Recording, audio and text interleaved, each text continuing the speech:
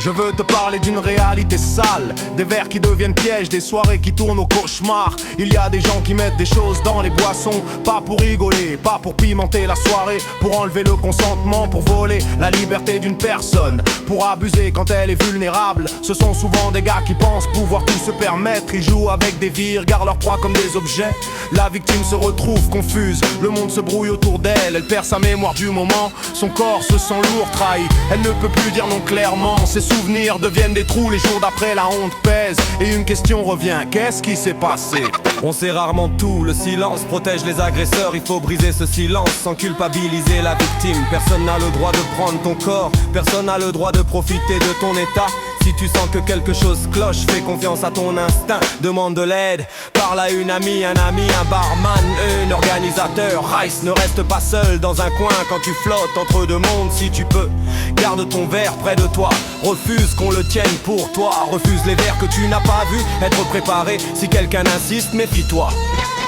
Si tu as besoin de partir, cherche une personne de confiance. Les amis éveillent les unes sur les autres. La sécurité d'une soirée ne repose pas sur la victime, elle repose sur la responsabilité collective. Quand tu vois un comportement douteux, n'ignore pas, interviens si tu peux. Demande des comptes, parfois les gens minimisent pour éviter le malaise. Minimiser protège l'agresseur, pas la personne en danger. Après un acte, porte plainte si tu le souhaites. Cherche un soutien médical et psychologique. Tu as droit à des soins sans jugement, tu as droit à des réponses et à la justice. Rappelle-toi que ce n'est jamais ta faute. Ce sont les agresseurs qui doivent être tenus responsables. Les lieux doivent sécuriser leur espace. Les organisateurs doivent former leur équipe. Le personnel doit savoir comment réagir.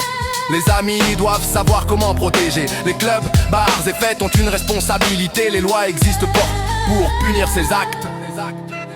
Les lois existent pour punir ces actes.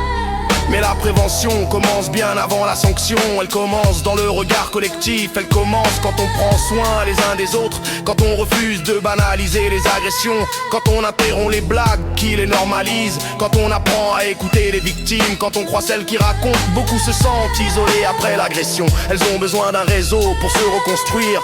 Elles ont besoin d'écoute, d'empathie, d'accompagnement. Il faut des lieux sûrs, des personnes formées. Parler, c'est déjà commencer à guérir. Et prévenir, c'est éviter d'autres blessures. N'accepte pas le silence autour de ces actes. N'accepte pas la complicité du regard qui détourne. Reste vigilant sans sombrer dans la peur. La peur ne doit pas nous voler nos vies, mais la prudence peut sauver une soirée. Soutiens les amis qui reviennent de quelque chose de flou.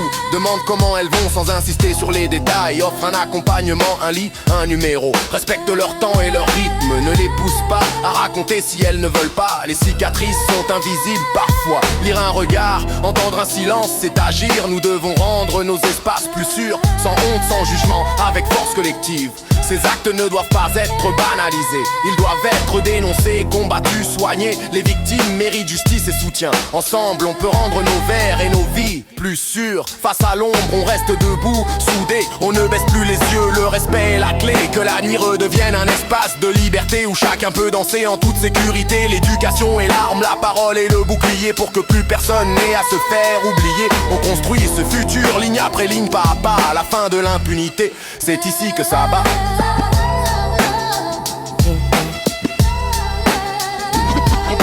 On construit ce futur ligne après ligne, pas à pas.